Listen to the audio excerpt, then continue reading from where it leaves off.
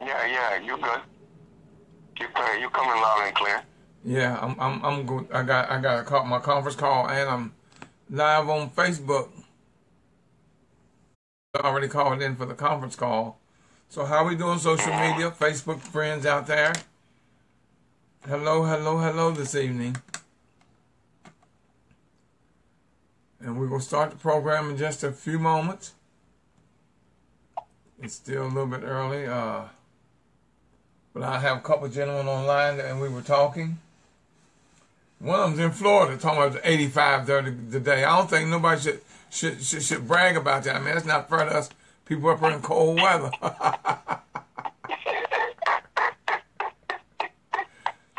I mean, some people just love to rub in, their blessings on us that are suffering with this cold weather.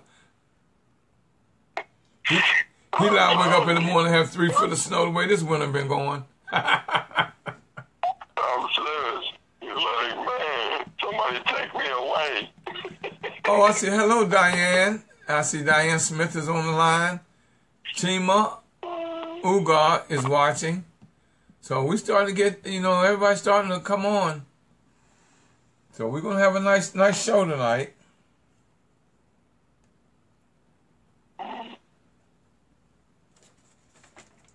I'm just, giving a few people a chance to come online before we kick off, but I'm glad to see those coming on. Hello there, Diane. Glad to see you there, Diane. And, it's always a pleasure, dear. It's always a pleasure when you're on board. Greg Fisk is watching. Oh, here they come. Now, they're going to be probably moving so many, come on so fast that I won't be able to name everyone.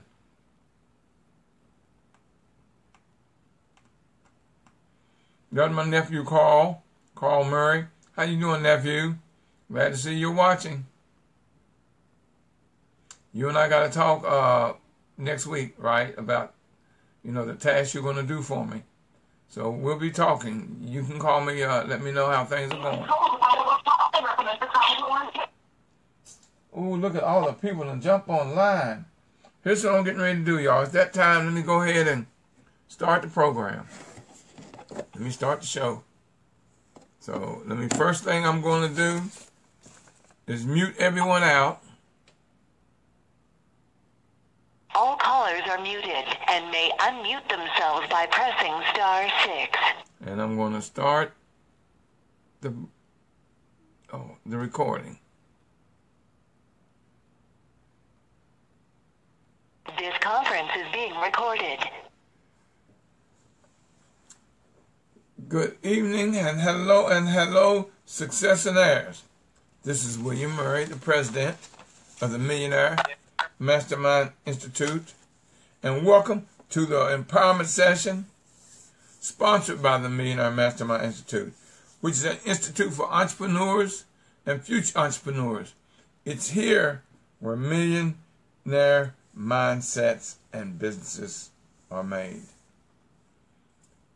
I want to say hello to my co-host, Miss G, Yvonne Groves. How are we doing this evening, dear? I'm doing great, Mr. Murray, and good evening, successionaires. Welcome to the line, and looking forward to a good conversation tonight. How are you tonight? I'm doing fantastic, dear. I've been kind of waiting for this. I hope I don't, let me put it this way. If you've got bad feet or you got corns, put them in your pocket, because I might step on some toes tonight. Tonight's show is titled Black Solution or Black Problem. What I'm getting ready to do, and I want to thank everyone for tuning in and giving me the opportunity to give you the blessing that my God has given me to give to you on this most glorious of days. The God in me greets and blesses the God in you. It's always a blessing when I'm here with you. And I see I have all these people. I have my niece on the line, Kim Garrett. Hello, Kim. I have Dennis Biddle, Michelle Epps. How are you doing, Michelle? We got to talk to you. We used to talk a lot on Facebook. I haven't talked with you lately. I got Harold Reed Jr., So we got people calling online. I mean, I've got Sheila, Nancy, Linda, Maggie, Yvonne, Ava, Alan, Rich. Oh, I'm not gonna go through all this. It's so many.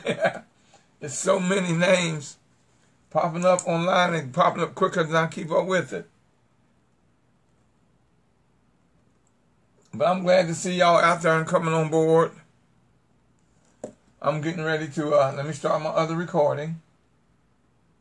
So, I'm getting ready to start the show right now.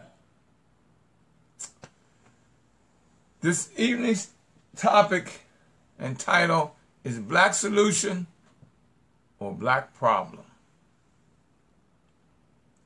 Think about the title, Black Solution or Black Problem.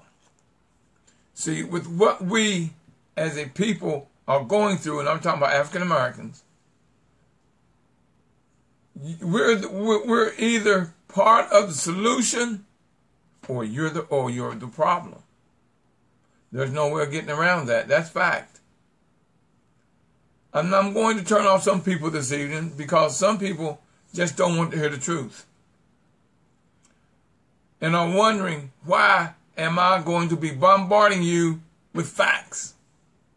See, here's one thing that I tell you often, that as old as existence is, there are two things that are undefeated, never been beat.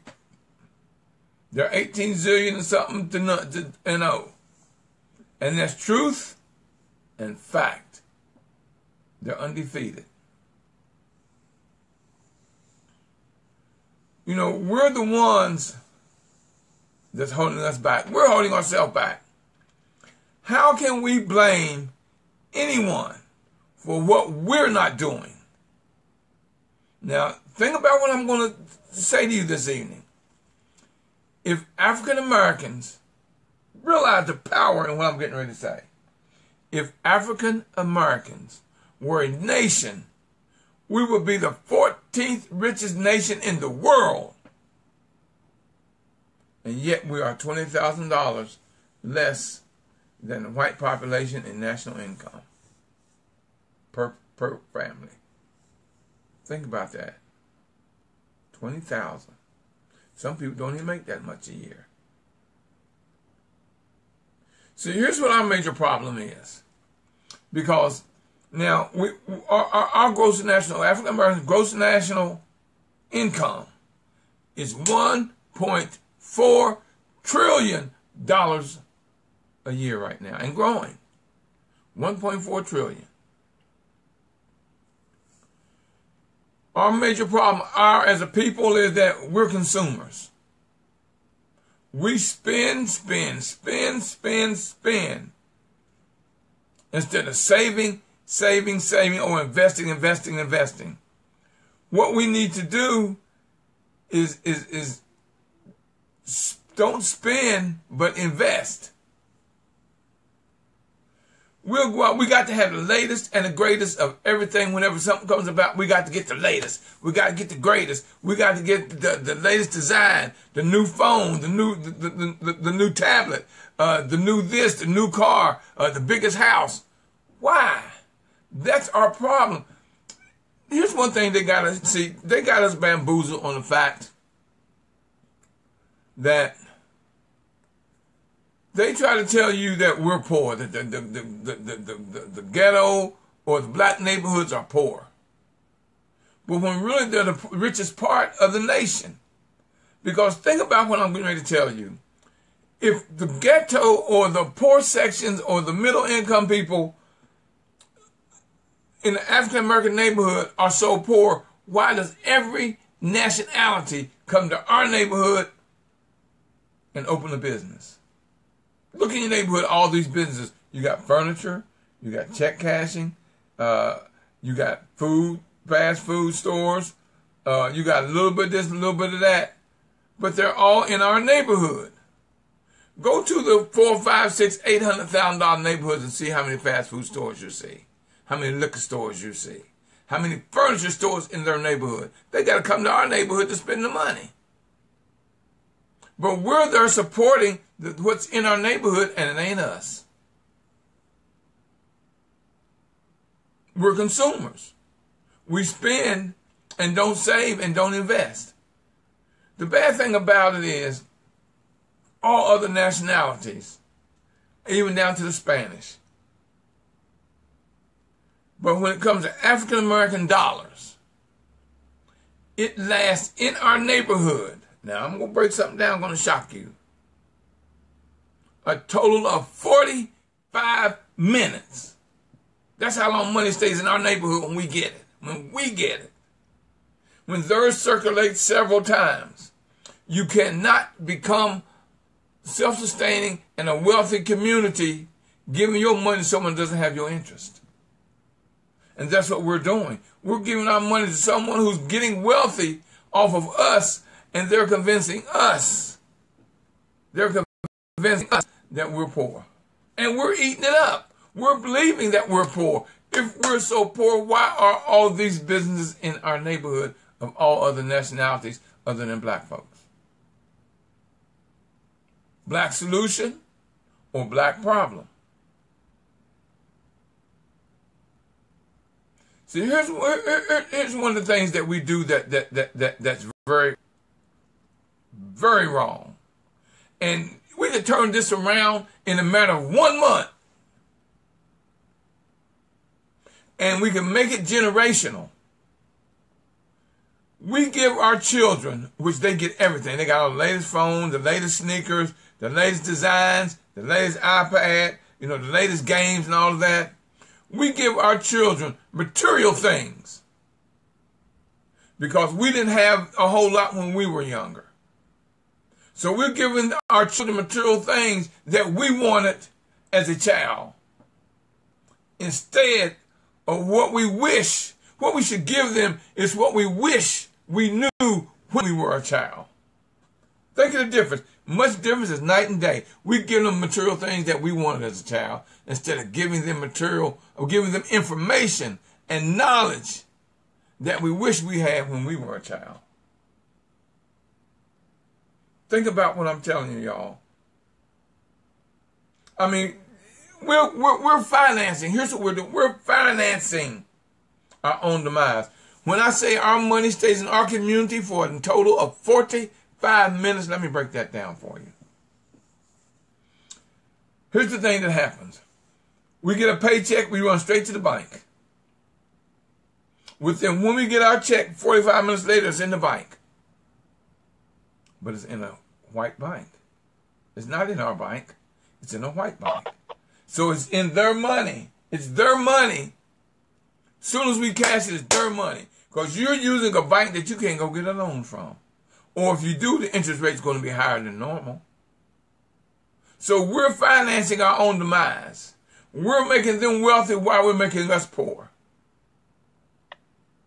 We have to learn to support us and stop getting money, running and giving it to another nationality, another race of people.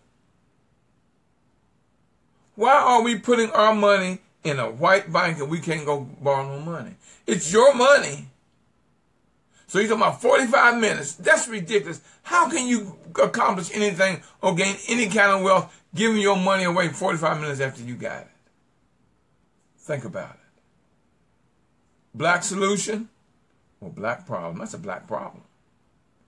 You know the busiest days of banks are Monday and Tuesday. That's the busiest day. Why?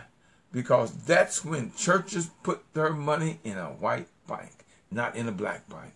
They put it in a bank that is not owned by someone that looks like them. So $500 million every week.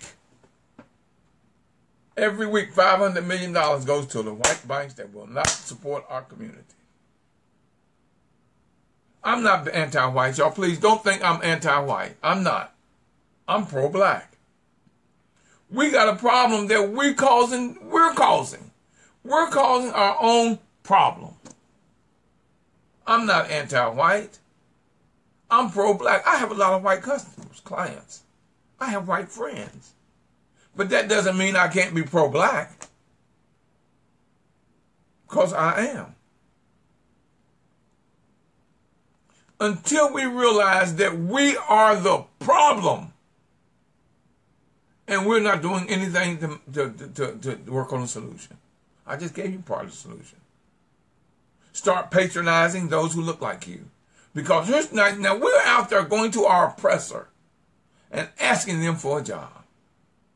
Instead of building a business. Because who do the Chinese hire? The Chinese. Who do the Japanese hire? The Japanese. Who do the Koreans hire? The Koreans. Who do the Asians hire? The Asians. Who do whites hire? The whites. Why come we don't have our own businesses where we can hire our family? But no, we got to go out and ask the oppressor for a job. Makes no sense. Y'all, we are our biggest problem. That's not being anti-white. That's being pro-black. When you can tell the truth, see, like I say, people wondering, why are you bombarding us with the facts? Because I'm sick and damn tired of us out there crying and complaining when we're the solution to everything. It's not their fault. We're giving them our wealth. I got a question for you. Like I told you, you're giving your children material things instead of giving them the information and knowledge that you wish you had when you were a child. I got a question for you, and I want you to look and think about this for a moment. Would the child that you were be proud of the person you are today? Hello. Whoa. Would the child that you were be proud of the person that you've grown up to be today? Look at it and think about it. That's a hell of a question. See, here's the thing. We got to stop.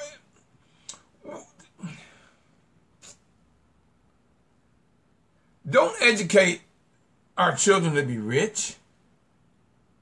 Educate them to be happy. Because here's the reason. When they grow up, they will know value of things, not the price. See, we think that the more expensive it is, the better it is. Question I always ask, and I want you to think about, and you've heard me say this many times, how many millionaires are in your closet? How many name brand stuff you got in your closet? How many name brand purses, pair of shoes, suits, hats, gloves, all of them name brand? You're making the millionaires billionaires while you got to work your butt off just to buy their stuff. I would rather walk around and ask the ladies this. I always ask the ladies this, not ask the men in another way. Would you walk around with a $300, $400, $500 bag with $10 in it instead of going buying a $10 bag and have $500 in it? It makes no sense. And then we wondering why we don't have, why we struggling like we struggling as a community. Because are you part of the problem? No, are you the problem? Or are you working on a solution? I go out of my way to spend black. I do. Because it's the businesses that look like me that's going to hire me, or my children, or my great-grandchildren, or my neighbor, or my friend, or my brother, my uncle, my aunt. It's someone that looks like me we got a better chance of getting a job with. But no, we too busy giving our wealth away and going to the oppressor and asking for a job. And then happy as hell when we get one.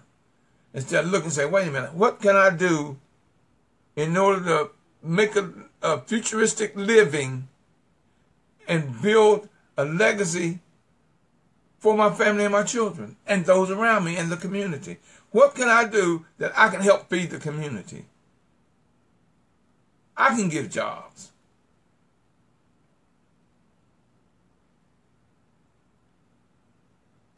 See, people spend money with people that look like them. All but us. All but us. That's ridiculous. You may think that you're accepted. Here, I got a question for you. Because like I said, I do have white friends. I ain't going to tell you no lie. I coach some white people. It doesn't matter. I love everybody. I really do. How many times have they invited you to their home? Think about it. How many times has someone, other than someone that looks like you, invited you to their home? Oh, I got some black friends. How many times have they been to your house? Well, we might go get a drink. How many times have they been to your house? When you have a cookout, do you invite them? When you have a celebration, do you invite them?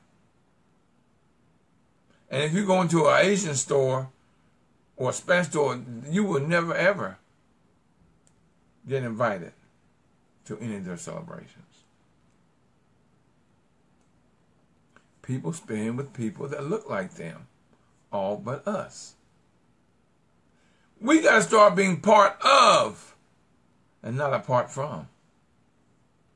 See, when we as a people help one another that looks like us rise to another level, then that will help us as a people rise to another level. See, we've got to bring each other up, because you got to realize every time you spend a black dollar, you just helped a black family. Now, I got a lot of people online now, because I got so many more. I got tons of people on both my live and my Facebook tuning in.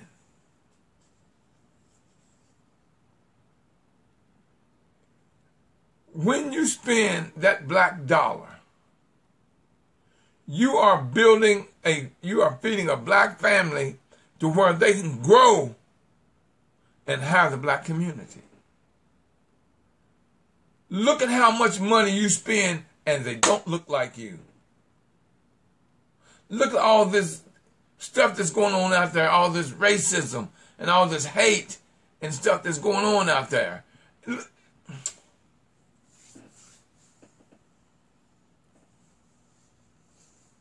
We have to just adjust. And that's not, like I told you, I am not being anti, I am being pro-black. I'm a realist. I face the facts. And until we wake up and realize nobody's going to do for us, no one's going to help us but us, we're going to continue to suffer and hurt. We have to stop doing the injustice to ourselves. And then we're going to hold a hand out and say, Master, can you help us?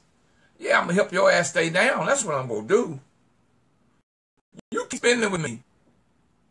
Because you'll say, well, I went to this brother, and now God, he just did a terrible job. I'm not going to deal with no more black folks. But you got to remember something. That other black person is your son, your uncle, your daughter, your mother, and everything else. Because see, to someone else, you're that other person. We've got to start doing business with people that's going to look like us, going to help us, and going to grow our community.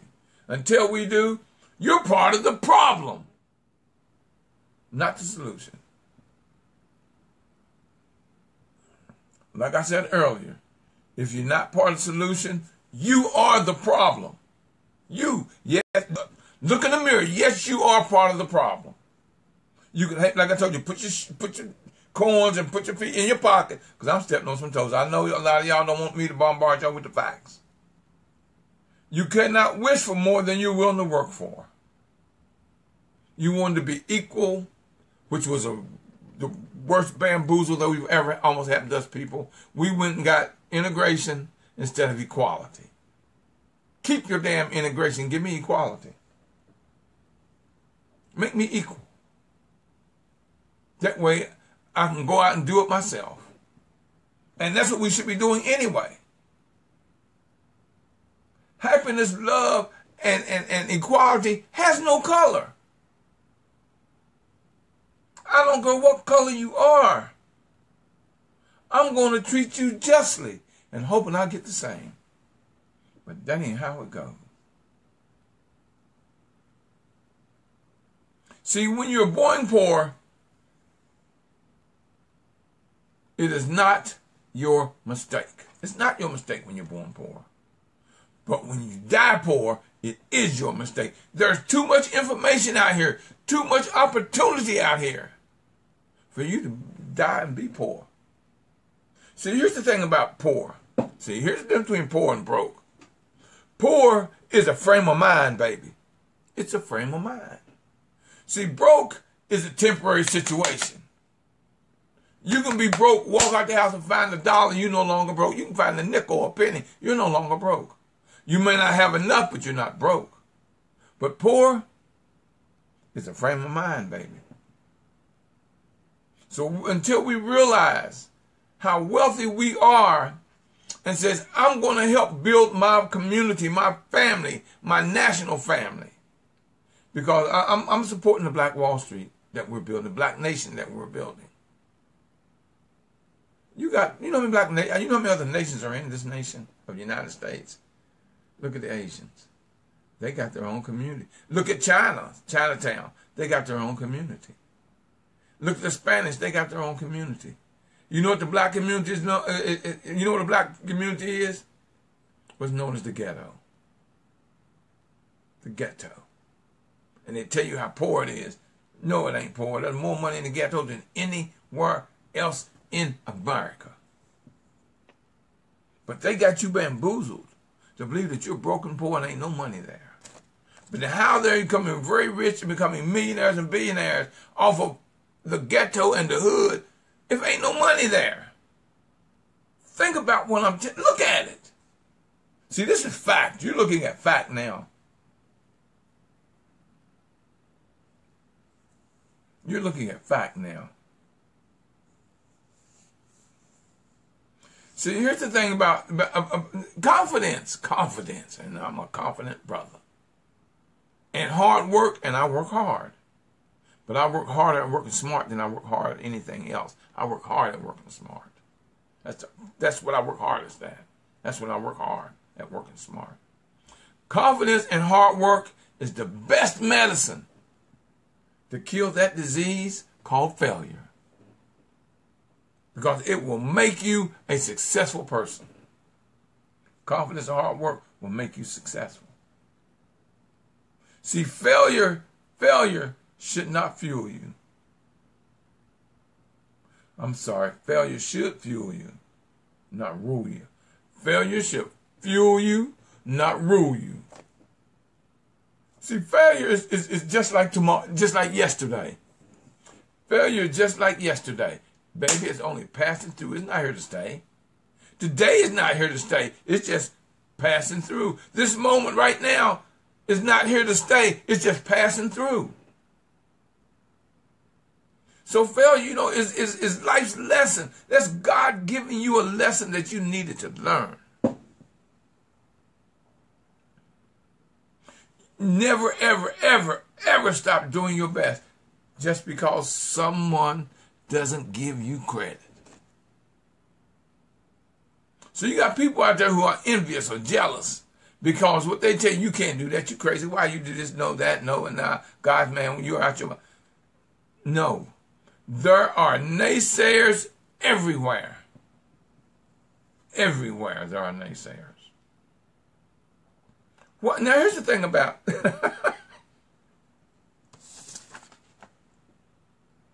hit share, everyone. Please do me a favor. Hit share. Share this out, please. Let me go on back on where I'm at.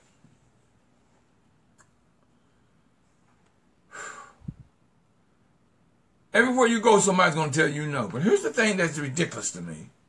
There are 7 billion, with the B, people in the world. 7 billion. And you can let one person overrule the other 7 billion. 6 billion. I'm sorry. 6 billion, 999 million. I mean, million. 999,999 people. You gonna let one overrule those. What sense does that make? You got one person tell you no, so you quit. Instead of saying, wait a minute, I still got these other 6, almost 7 billion people that's there for me, and I got one person telling me I can't do something and I'm gonna stop. Makes no sense. Now, right this moment, right now is the best time to become an entrepreneur or learn entrepreneurship. I'm on here weekly. You want to reach me? I can be reached. To learn entrepreneurship. 40-something years as an entrepreneur, I can teach you a little something, something. Now's the if you have a job, keep it. But look to the future and start working on your legacy. See, a way to build wealth for your family. You'll be the first generation of money, which is known as new money.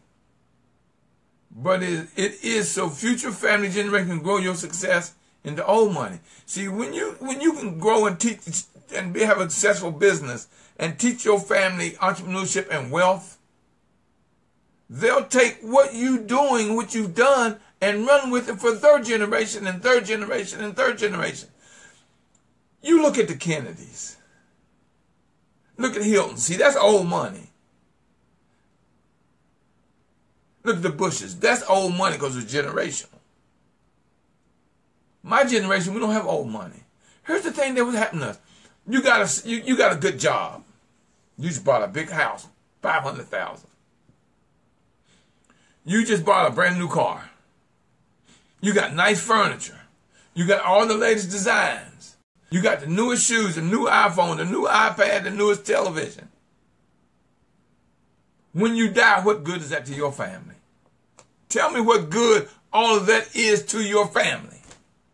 What legacy, what money are you leaving your family when you die? What? What are you leaving them? A question that was asked in the movie, and I think all y'all should get is Black Friday. The first thing when the show up to ask you, when you die, are you going to leave bills or assets? 95% of us are going to leave bills. What you're going to have was when you die, your bills die with you. So I'm telling you, when you die and someone try to come and collect you a bill, if their name ain't on it, tell them go talk to you and you in the grave. Because when you die, your bills die with you. But what are you leaving for your family? You got a house. Can they afford it? Who's it going to go to? Did you do a will? Your car, you own that. Don't pay a note on that. What happens to it? It goes back to the bank. You got all the latest clothes. Who's going to wear your latest clothes? You got a $1,000 phone. Who's going to use your phone? You got an iPad. Who's going to use it? Because nobody can get into it because you got it locked. What are you leaving your family when you die? If you die tonight, what's your family benefiting from your death? You got all this good stuff, all this new stuff, this new Benz. No one can drive. You got a house that no one can live in. You got all these clothes that no one can wear. You got all this jewelry that no one's going to wear. They're going to fight over it. We've got to have businesses that's going to grow where we can grow into old money generationally. What are you doing to learn business success? What are you doing to learn business success? See, that's a hell of a question. What are you doing to learn business success? Are you studying business? Are you listening to webinars? Going to seminars? And here's the thing. Are you taking your children with you? Are you taking your children with you? Because if you don't teach them a better way, who will? Who's going to teach your children business? Who's going to give them the guidelines they need to start thinking entrepreneurship? I can have a job, but think entrepreneurship because somewhere along the line, baby, no one can pay you or make you as happy as you can. No one can pay you as much as you can. No one can make you as happy as you can. Because you can have a good job. All of a sudden, bam, I got a big house, a big car. I'm doing this. I'm happy I can travel. You go in and say, look, we downsizing. Here's your pink slip. Hello. It's Panic City, baby. It's Panic City. So you don't have control over your job because you can go to work. They can downsize you overnight. They can downsize you. And what you go do now? Here's the thing that happened to us in 2007 to 2011 when that housing crunch hit. Bam! I smacked that upside the head. 53%. Now, hear me what I'm telling you. 53% 53% of black wealth was lost during that housing bust. How would you like it right now? Could you survive if they cut your salary 53%? Well, to the black nation, we lost 53% of our wealth. 53% of our wealth. We haven't recovered it yet. 53. That's over half of our wealth gone. See, the biggest problem in America is not racism, although it is a very big part. The biggest thing holding us back is us. Us. Yeah, you. You are the biggest thing holding us back. Don't look. Yes, you. You say, oh, it ain't me. Look at what you're doing. Tell me it ain't you. What bank is your money in? Where are you spending your money? What are you teaching your children? Yes, you. That's right. It's you. Ain't no ifs, ands, or buts about it. It is you. And the sooner we realize that and start saying, wait, I have to change. Because the more I change, the more things around me is going to change. And I've got to be part of that change. Yes, the biggest thing holding us back is you. Your knowledge of you and your history. So you can teach your children your history. You know, when you go to school, why they don't teach history over 2,000 years old? Because we were so great, us as a people, that we traveled the world to educate. And we educate the world, and we taught the world. We come up with mathematics, Africa. Geometry, Africa. Science, Africa. Architecture, Africa. Medicine, Africa. All of that came from Africa. See, we didn't come over here. Let me explain something to you. We came over here as architects, doctors, farmers, plumbers, etc., etc., etc. We didn't come over as slaves. We were made into slaves. We built this country because we gave them the education that we had in our tribes. That was far beyond what they called civilization. We built this country. We traveled and educated the world. When Columbus got here, we were already here. If you think here's what I want y'all to do. Here's what I want you to do.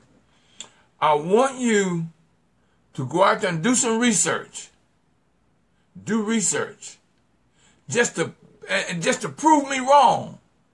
I want you, don't believe nothing I'm telling you. Nothing. Go out there and do the research to prove me wrong. Just to find out how right I am. But what you're going to learn in your research will take you further than what I can take you this evening. I'm just here to give you the mind, the thought, and the action process so we can come out this thing that we're in. Because we're in one hell of a thing. But it's times like these where millionaires are made, y'all. I got to applaud the black women of America. I got to applaud you because right now, black women are the largest growing community of entrepreneurs. Black women are becoming entrepreneurs quicker and more than any other people. Black women. How much do you know about your ancestral history? How much do you know about your ancestral history? Or your true history? They can't teach you that because then they got to teach you how inferior they are. They can't teach you your superiority. Do you know what happened if we really knew our history? What it would do to the establishment here in America right now? If we knew our history and we told them, hey, wait a minute, you didn't invent this. We did. You didn't build this.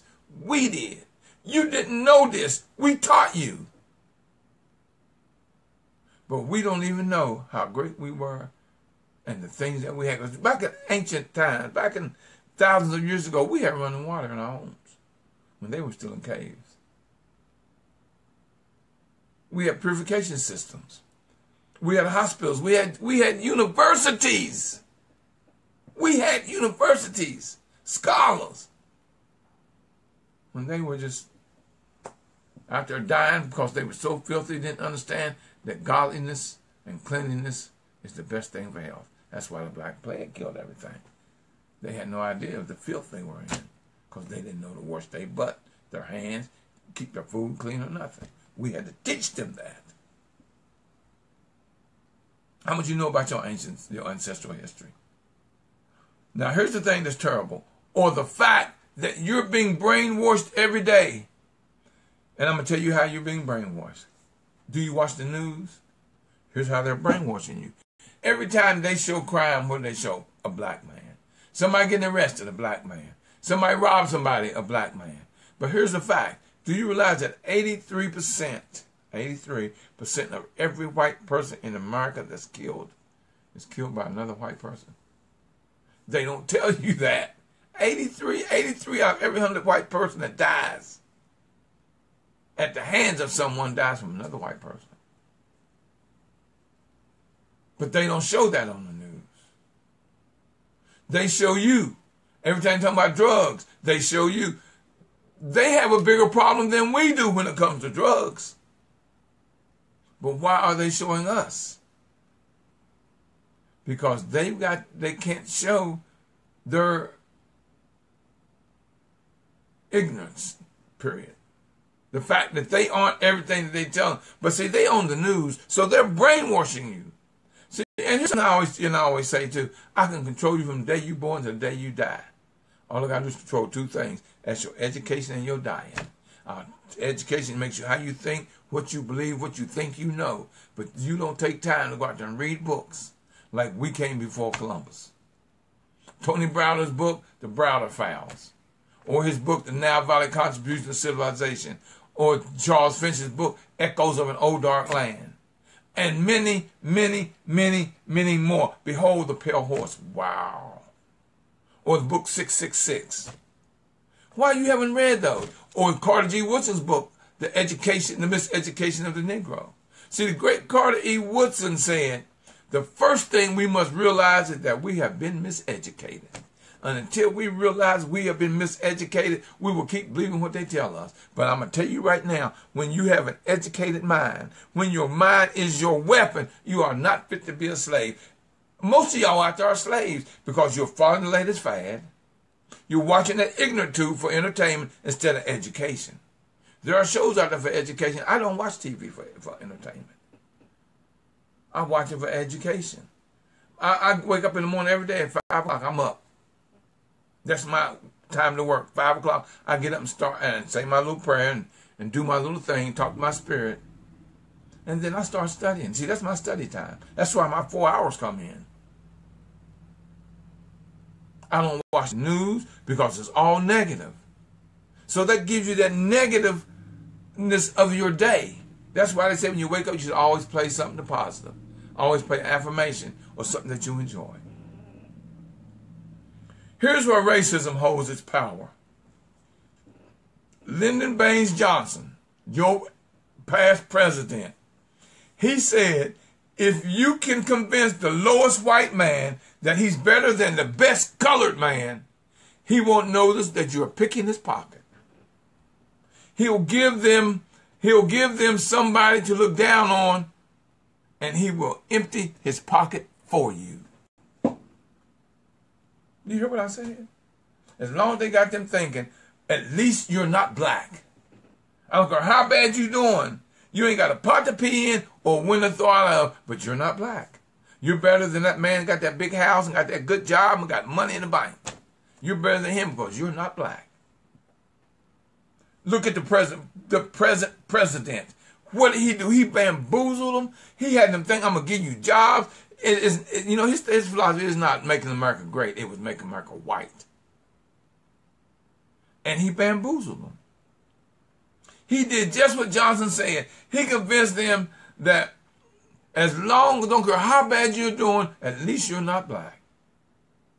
And they didn't know he was picking their pocket.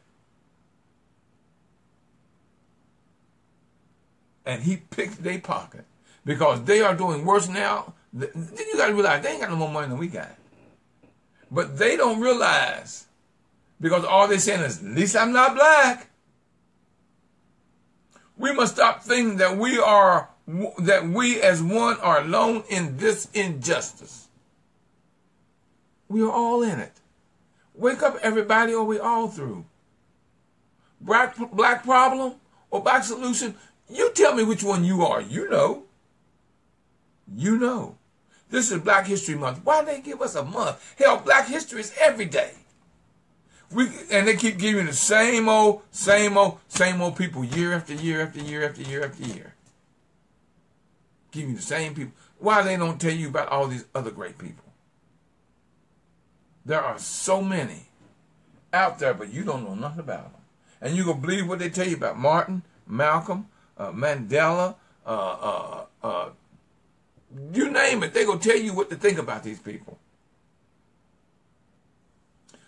Here's an ancient proverb that I love. It says, if you want to go quickly, go alone. But if you want to go far, go together. Y'all, we got to go together. We got to come together on this. Until you stop being the problem and start being the solution, we're going to struggle. Because it's going to take everybody. Wake up, everybody, or we all through. If you're not part of the solution, you are the problem. William Murry, President, Millionaire Mastermind Student. Tell you, we must come together and keep working on our road to success. I'm going to open the lines up, y'all. So I'm going to give everyone a chance. Okay, lines are open, y'all. *6. Or if you're online and you want to ask a question or make a comment, I'm looking at things. So lines are open, y'all. *6. I see I got Julio Penn out there, Regina Gilbert, Key Lowry, Yvonne, Miss G, and it's just too many people to name, y'all. Charlene Day, Nisi Croft, Melvina White, Jay Matthews, Sheila Jackson, Casper McAllister, Michael Oversby, D. Parker, my boy D, give me a call. We need to talk tomorrow. James Anthony Jackson, Cuz, how you doing, Cuz?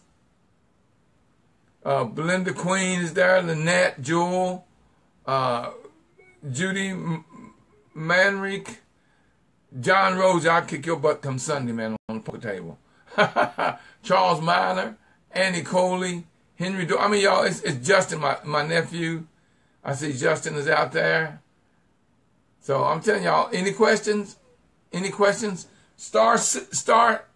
*6. Somebody talk to me.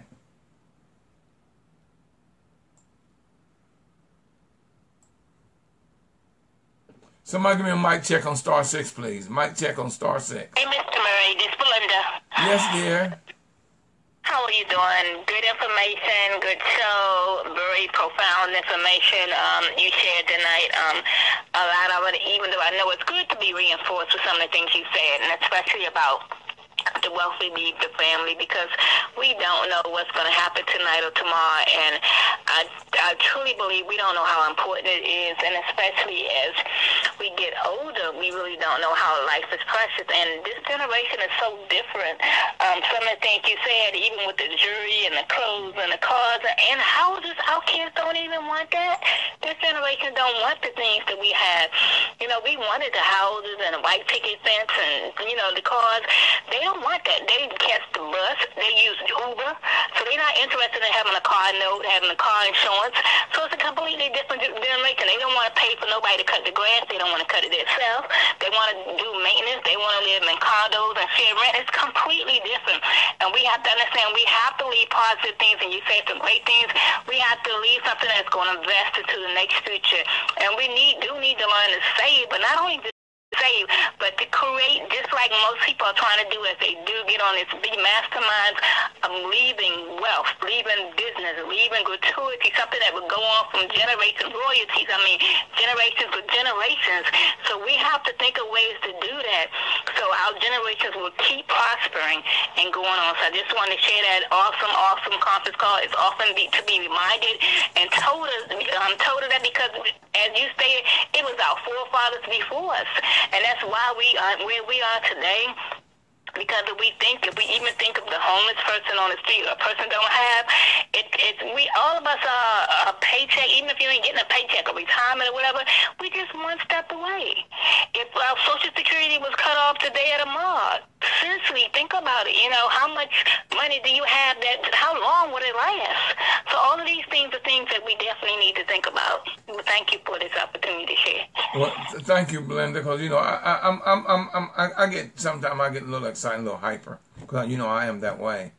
But I want to give you facts. Like I say, a lot of people can't handle facts. They don't want. I don't want to hear that black stuff. Why? Why? Like I told you, you won't go deal with black businesses, but you want somebody to do business with you? You got to do business with people who do business with you. You have to. Lines are open, y'all. *6. Or post something online, y'all. I'm watching. I'm ready, willing to read out whatever it is. If you have a question or a comment, you can post it online. *6. Somebody talk to me. Well, as we're waiting for somebody to say something, I'm going to say, was something you said, Mr. Murray, that just stopped me. I'm walking around the house doing stuff and listening. And when you said, and I think of all the Caucasian friends that run around, I have, and I see, but you said it, how many of them have actually really invited you to their house? And I have one, but they live way out, but they have invited me to their house and their pool. But in all honesty, how many have? How many really have? And it's something really to think about. Yeah, yeah. And Sister Linda Nance says, Brother William Murray, I need a copy of the stats you have given tonight. Please give me a copy. This information was amazing. Well, Linda, I can give you what you want, but the best thing you can do is watch it again and take notes. Because I know I was moving kind of fast. Because, see, when you watch it again, you can pause it right when I say something that you want. You can pause it because you're going to get something the second time around that you really didn't hear the first time around. Or you're going to get more from the second time than you got from the first time. I'm not telling you no, because, Linda, you know I love you, darling. Ain't nothing you can do about it with your country self. But I'm telling you, Linda, that's the best thing to do is listen to it again and take notes, and you can pause it. But if you want it, dear, you got it. Lines are open, y'all. Somebody talk to me. That was Linda Nance that sent me that. And I thank you, Linda. I appreciate it, because I know you always tuning in. Lines are open. Somebody talk to me. Hey, Brother Mary Drew. How you doing, my brother? Brother Drew. Talk to me, Drew. Talk to me. Everything's well. You know, I read a quote by Malcolm X, and the quote was, why do we want our children to be educated by the enemy? Yeah. Yeah. And when I was growing up in rural South, starting out, we had Big Jane, Sally, Puff, and Spot. That's the material we use to learn to read. Yeah. And it did what it was supposed to do, as far as it say, read, writing, and arithmetic. But in growing up, there was not a lot of material concerning Black history. And, you know, you mentioned, and I hear you say it often, the individual asks you, how do you know so much? And you say, how come you don't know? Right. A lot of information that I receive, it's through self-development, it's through reading myself, Black history and learning about the culture. A lot of individuals grow up into the society that is around them. In other words, if my mother and father was Catholic, 9 times out of 10, I'd be Catholic. If my mother and father was Mormon, 9 times out of 10, I'd be Mormon, and whatever. Till I got to a degree in life where, or a stage in life where now the quote changed the way you look at things, and the things you look at change. Yes. So, in other words, what it's saying, in essence, to what is it that now I need to discover? What is it that I am focusing my time and energy on? What habits am I changing? What are my observations? What are my perspectives? all of these things come with maturity. And in growing, even though we done had family reunions on my mother's side and family reunions on my father's side, and we done went back into history on what family members done and how it came to be, all of that was well and good to know. That could very well and giving me insight in thinking about it of what I do, why I act the way I act. But in essence, a lot of things that also unfold in my life is because of me taking the time and going out and through self-development, learning myself. Even the times that I was in school, especially college, that doesn't really set the pace for Black history. What it does is set the pace for the environment that you're living in and learning what's in that environment from the perspective of the individuals that are giving it to you. So the thing that challenged me is going out and digging deep into what's out there, like the book you mentioned, Carter G. Woodson, The Miseducation of the Negro. Yes. Material like that can give you insight, that can bring focus, that can give observations, that can give this perspective, and that can give discovery of the individual, the erudite individuals before my time, and how they perceive the culture and how they regulated in the culture brings a lot of things to me as to what I have to do to make my life better. Yeah. Because in essence, nobody looks at my life to say, well, hey, Andrew, this is what you have to do to make it better, if I don't take the time to seek how to make it better myself. And just like in meeting you and listening to how you educate, and believe it or not, a lot of individuals might not think about it, but coaching and counseling you give every Tuesday night. If the individual really think about it and it's really listening, and it really doesn't cost an individual 1 cent. All it costs them is time. It just costs them time. All it costs them is time. But you know, self-education is one of the greatest education. Because I'm self-taught.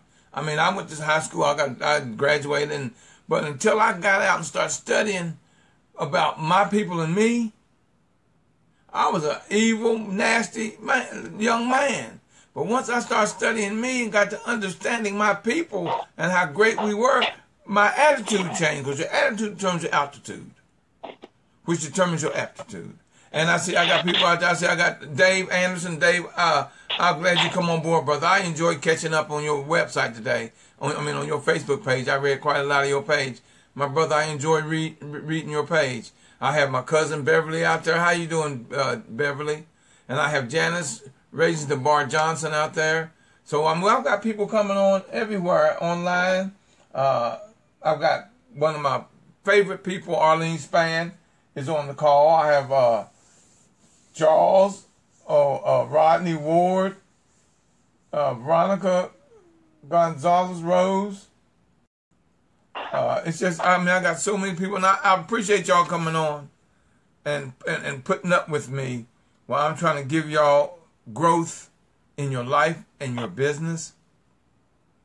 Because we were entrepreneurs. We were bred as entrepreneurs. We were raised and grown, and in our ancestors, we were entrepreneurs. We were so brilliant, we depended on no one. We had systems. I told you we had universities. We didn't come here as slaves. We came here as scholars, as the top of our field in everything. And we taught them. And we forgot what we had taught them until they were teaching us. Because we had forgot what we had taught. Because we didn't pass it down to our ancestry. I told you last week I got a beautiful, beautiful awakening from my uncle who was in his mid-80s, upper 80s, and my aunt who is over 80, and my other aunt who turned 93 yesterday. and they were telling me, I called them to ask them questions, to tell me about my grandparents and my great-great-grandparents. And my great-great-grandmother and my great-great-grandfather were pure Cherokee. And my mother was the first generation that wasn't 100% Cherokee, because she married my grandfather married my mother's mother, my grandmother. But I'm on the second generation removed from being pure Cherokee, and love it, because now I am telling everybody I'm Native American. And they were dark-skinned Indians. They were dark-skinned. So all Indians weren't completely red, although when I get in the sun, I do turn beet red. Y'all had seen when I first started going out in the sun how red I turn. And I do have that kind of curly, wavy hair, and my whole family does. And a picture of my mother, as soon as you see her, you know right off Indian. I saw a picture of my grandmother, you knew there was no doubt that she was Indian. We're trying to find pictures now of my great-grandfather. So we're going through the family, looking through all the photo albums, and putting together. I'm putting together something for my family, so they can see about our ancestry, so we can know about our genealogy. And I'm proud of y'all. I don't shave. Y'all see this handsome face? That's it. I've never shaved. Damn, I get a little bit under here. I tell you, I'm not ashamed of the fact that I don't have hair on my body. I've got that kind of hair. I don't shave. And I'm good looking. I'm a good looking Indian. Proud good looking Indian. Lines are open, y'all. Somebody talk to me. Somebody talk to me. Any comments on the people online? I'll pass it on to the rest of the callers. Star 6. Star 6. Miss G, you there?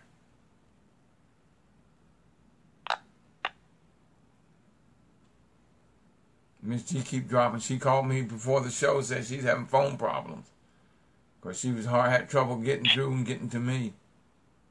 Star 6. Hello. Yes, sir. Hey, Mr. Murray, this is Rodney Ward from Baltimore. How are you, sir? I'm blessed, Rodney. How are you, my brother? I'm doing great. I just wanted to thank you for the encouraging words.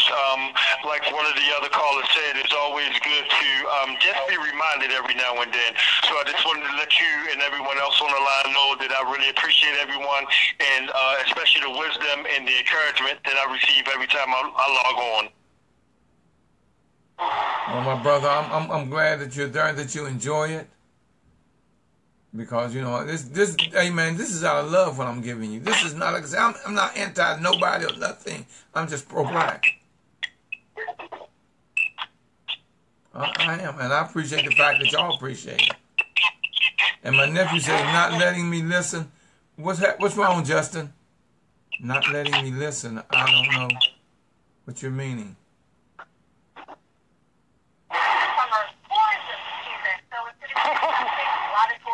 Lines are open, y'all. Star 6. Somebody talk to me. We got Hello. Yes, Miss G. That's my baby girl, y'all. Hey there. That's my baby girl. Mr. Murray, great topic tonight once again. Like Drew said, I love what he said, that every time we tune in, this is a counseling session. This is a tutorial. I mean, you really, like we always say, come with your pencil and paper, because on this line every Tuesday night, you are dropping knowledge. You're sharing knowledge. So this is the place to be at 9 o'clock every Tuesday night. So tell Lottie, Dottie, and everybody about the Millionaire Masterminds Empowerment Session on Tuesday night. But what I want to say, Mr. Murray, is in reference to Black Friday, you know, that is an awesome book, and it lines up with what you were talking about, our wealth, and what are we leaving? And specifically, when that movie opens, it says, are you leaving benefits or are you leaving bills? And it's the director, Rick Mathis, talking to his niece, and his niece asked, I think she asked him the question, about that, and then he goes and he educates. But it's a must-see movie just to see how our black money is being spent in our communities, how our mindset is, and how powerful of a people we are. So it is a must-see movie, and he actually made a sequel to it, Black Friday, the remix. So you guys can go online and Google that. That's an excellent movie. And you know, Mr. Murray, it is our job to educate our people, not just in our household, but we got young people around us. We need to be educating them about who we are and where we come from. And you started out the call earlier tonight saying if you're not a part of the solution, then you're part of the problem. All Ms. G wants to say is if you are part of the problem, it's never too late to become a part of the solution. And you can start that right now here today. You're right. Oh, baby girl, baby girl. Go ahead and drop it on them, baby. Go ahead and drop it on them. And again, you know, and I want to acknowledge Drew and Belinda because they both, every time they come on the line, they always have something to share with us, and it's always very valuable. So we appreciate both you, Drew, and you, Belinda, for coming on the line and sharing on Tuesday night. And you're more than welcome here at the Empowerment Session with the Millionaire Mastermind Institute. Thank you. We appreciate you guys. Thank you, Belinda. And before I forget and someone else say something, I just want to say to all the Millionaire Masterminds, and especially Mrs. and I say Mama Murray and Mr. Murray, happy Valentine's Day. I love you guys. Yeah, thank you, dear. Thank you, because, you know, it is reciprocal. Because you know how I love you. You know how I feel about you. You are truly in my heart. Because you're doing so much for the children. You are doing stuff for the kids, the children. And you know, if you ever need me, I am just a phone call away, dear. Thank you, sir. Thank you, sir. And, you know, while we're here on the line talking, I just want to share that we had an awesome event Saturday just passed. We had an awesome event at the community center by Mr. Murray's community. It was very powerful. It was very impactful. I'm sorry, you guys, my granddaughter is interrupting. Just wait, my mom's on the phone. But you guys were having an event this Saturday coming up. It's Black History again, and Mr. Murray will be dropping knowledge. Mr. Murray, you can give them the information. I don't have the flyer in front of me. I got everything sitting right here. We had, the room was filled, and there was rotation of people coming in. Some young people came and hung out with us, but they were busy in the community center, so they were in and out. But we had a full house, and we had some good information. A sister from Nigeria was there. She was teaching and encouraging us about our history. Dr. Mom was there as an educator, and you know, that old Dr. Mom, every time she approaches the stage, she brings something new and exciting. So and we had a couple of council people. Was it council people, Mr. Murray? Yeah, we had two council, one's running for Senate, and one's running for the Senate. Yeah, Wally and them was there. Yeah, because they called me and asked me. I said, no, I couldn't make it. I had a sick grandbaby, but yeah, they told me they was on their way there. Yeah. Or if they come, I'm gonna give them a mic. Now, here's what's happening. Let me give y'all some information on the Millionaire Mastermind Institute. This Saturday, I'm speaking at quite a few events, y'all. I am so busy right now. I'm getting scheduled like crazy. I had 2 people schedule me today for their programs. But this Saturday, the 17th, at 6044 Central Avenue in Capitol Heights, Maryland. It's right beside the Municipal Center in Capitol Heights, right across from the Capitol Heights Police Department. People say, I can't go to Capitol Heights. Capitol Heights ain't dangerous. But anyway, we're right across from the police department. So everything is everything. It's at 6044 Central Avenue, Capitol Heights, Maryland, 20743. From 10 to 1, it's Black Business and You, building and growing your own. And it's one of the sponsors is Melaleuca, which is the wellness company. So we're going to be talking about health, diet, you know, and all of that. And, of course, yours truly is going to be educating and speaking, William Murray. So we tell you, come on by, y'all, Saturday from 10 to 1, and it's free. 6044, write it down, 6044 Central Avenue, Capitol Heights, Maryland. We're going to have a nice crowd because I've already got about 45 people already signed up, just signed up RSVP. And not counting how many people are coming that didn't RSVP. And then, Saturday evening, I'm at it again at the Westphalia Community Center where we were last Saturday from 7:30 to 9:30. They wanted to have a Black History event. So we got people coming in teaching Black History. And here's something I'm telling you. If you know some Black History, I'm going to give you the mic. I'm going to let you come up and give us what you know in Black History. It's at 8900 Westphalia Road in Upper Marlboro, Maryland. And everybody knows where it is. You say, oh, Upper Marlboro, way out there. No. You know where Burlington is on Pennsylvania Avenue. Everybody knows I'm sorry, not Burlington. Marlowe Furniture. Go Pennsylvania Avenue, past Marlowe Furniture. The next light, make a left. That's Westphalia. Go down a quarter mile. It's right there. Brand new rec center. Less than 3 months old. It's right there on your left. Go past Pennsylvania Avenue, going out to Upper Marlboro. Go past Burlington. Go under the Beltway, because Pennsylvania Avenue goes under the Beltway right there, the Beltway, 495. Or if you're coming off the Beltway, it's exit 11A. A as in apple. First light, make a left, quarter mile, there it is right there. So you know it ain't but 5-6 minutes from Washington, D.C. So Upper Marlboro's not out that far. So it's 8900 Westphalia Road. That's in Upper Marlboro, Maryland. And yours truly will be there. And bring someone with you. All the events, they're free. Both of them are free. So bring people with you. Your children need to be there. See, we keep coming and doing events and don't bring our children. Then we wonder why come there a problem and an issue, because we aren't taking time to teach them. Children are only going to live what we teach them. That is all. They're going to live only what we teach them.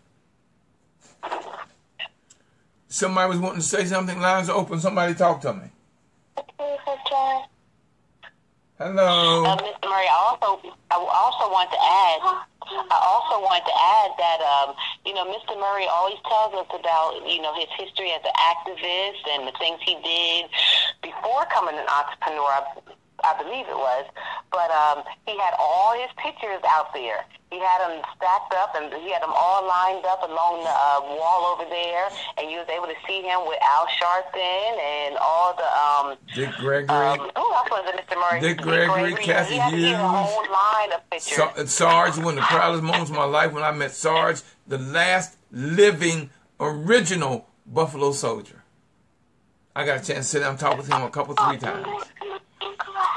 It was Bishop Stalling, Reverend Fauntleroy, and my mentor, God, man, I love and I really admired was Baba Dick Gregory. And I have pictures of him and C. Dolores Tucker, one of the most powerful black women I've ever met. Dorothy Height. So, I was out there. I was in that circle, y'all. They mentored me. That's why I'm like I am. I'm passing everything I learned on. Because that's the only way that we're going to know. Like I tell people, and that's true. I am history. Y'all just don't know. I got stacks of pictures of me out there protesting and marching, getting arrested, just so we could have some justice. So I'm saying, come on out, y'all. Talk to me. Come out and meet me. You don't get a chance to pick my brain, because like I said, you don't get a chance to meet someone like me every day. And I'm not bragging. I'm everyday common folk. But you would not know my history if I didn't tell you. And I'm just now starting to tell my history because everyone's saying that I should, especially at my age. Because I am not nowhere near spring chicken. Come out and meet me. Bring your children. Let them take a photograph with me. So, I tell you, come on out. Come on out. I'll be there Saturday. And here's something else. If anybody wants to say anything, just come on, star 6. If you want to post something online, that's fine. I'm looking for comments so I can go ahead and read what you're posting. But I have a couple of events coming up, y'all. I'm going to do a 3-day, a 16-hour event. A 2-day event. It's coming. We're just trying to set the date. So I got a meeting this week. We're going to do a 2-day event. It's not going to be free because I've got to pay for the place and other things I've got to pay for. So it's not going to be free, but it's not going to break your pocket. I'm going to talk nothing but strictly business. From A to Z business. From idea to implementing and beyond is what I'm going to teach. And I'm going to bring people in to educate you. Anything from marketing, branding, to grant writing, to learning how to get your Dun & Bradstreet, your tax ID, to how to get government contracts. And we will cover all of that. Your business plan, we're going to do all of that. We'll give you everything. So when you leave there in 16 hours, you got the plan that you need to go out and build your business. Because if you don't learn it, and I'm going to give you the 12 controls. Oh my God, I got to do that's going to be a 2-hour session right there when I do the 12 controls. And we'll cover that. And it's going to be a great event. It's going to be sometime in March or either early April. It's going to be a 16-hour, it's going to be a 2-day event. Or either 2 Saturdays. And it's up to where we're going to get as to whether or not we can do it 2 days in a row or have to do it one Saturday and another Saturday. But I've already put the class together and everything, so I'm telling you, it's coming. I'm planning a 3-day, 2-night camp out retreat. So for all you people who like to camp out, come on. It's on 400 acres of black land, and it's 70 acres is resort. It's campground. Swimming pool, tennis, basketball. It's a lake. It's a pavilion. I've already talked to a professional musician who's going to come out and give us one heck of a concert. We're going to have tennis, basketball, volleyball, horseshoes, but now during the daytime you're in class, y'all. It's business. But at night you can do in the evening, you can do whatever you want. And here's the thing about it. Everything is included in the price. It's going to be somewhere around $299, $350, and includes your room and board and all your meals. And it's not going to be nothing fancy. You cannot bring no skirts, no dresses, no high heels, no jewelry. It's jeans, sneakers, boots. So, I mean, if you want to wear makeup, you can, but I suggest you don't. We are in the mountain, y'all. So those who've never been to a mountain or never walked up a mountain and looked across the valley, we got all of that. And we're going to have a ball, y'all. 3 days, 2 nights. I'll let you know more about it. I'm still working on it. But it's going to happen. So the Institute is getting ready to really do things that's going to help build you and grow you, and you can have fun. No children going to be at the camp out. It's adults only. So we'll give you more on that. See what else I got. Oh, what I need to, y'all, just to help me where I can keep this going, where I can keep the call going on the Millionaire Mastermind Institute, I'm asking you to go online on mminstitute.info. G, put that out there for me, please. And buy my book, Climbing Success Mountain. That's how I pay for this show. And I'm needing help right now, so I'm asking you, the book is $15. It is a good book, not because I wrote it, because my spirit gave it to me and I wrote it. Go to mminstitute.info, front page, and order the book. When you do, you say, okay, I'm help for the information he's giving me. I'm contributing $15, and you get my book. But you're helping me keep this show on the air. It's been over 5 years, almost 6 years, and I haven't asked no one to give me a penny. This is not free to me, so it's free to you. So I'm saying help. Buy the book, Climbing Success Mountain, and I'll autograph and send it to you. It's just $15, and you are contributing to me keeping this show. If you appreciate it. If you don't appreciate it, then what can I say? But if you appreciate it, I'm asking you to go buy my book on mminstitute.info and order my book. Or you can call me, 240-619-2019. And I have a gift for y'all. I have a gift for you. Here's what I want you to do. Those who want a free gift, write this down. I want you to text the word ROAD, R-O-A-D. G, put that in there for me, please, if you're still there. G, yeah, put that in there. R-O-A-D.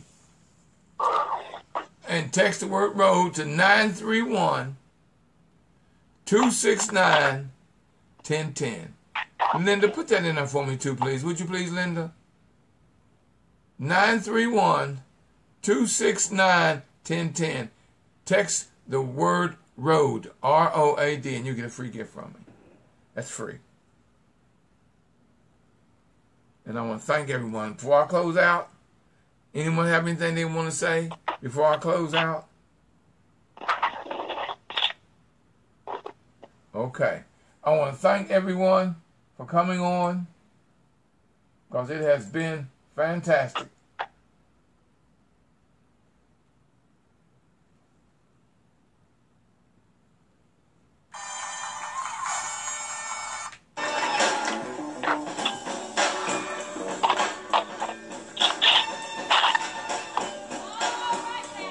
It's like a tummy, baby. We're a winner, and never let anybody say, oh, you can't make it, cause of feeble minds in your way. No more tears do we cry, and we have finally dried our eyes, and we're moving on up. Moving on up. Lord have mercy, we're moving on up. Moving on up. We're living proof. Y'all, we moving on up. There's no way that we can't move up. I'm telling you, we're a winner. You were born a winner. Else you wouldn't be here if you didn't start off a winner. Because out of all the sperm cells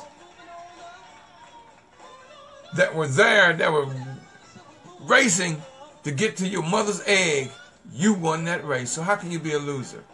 You were created from success, because you won that race to get to your mother's egg from the sperm cell of your father. So I'm telling you, thank you very much. Until next time, God bless, and keep working on your road to success. You keep pushing me, and I'll keep pulling you. You keep pulling me, and I'll keep pushing you. It's not going to matter whether I'm pushing or I'm pulling, y'all. We're going to get there together. And until next time, God bless, and keep working on your road to success. I love you, and ain't nothing you can do about it. Until next time, God bless.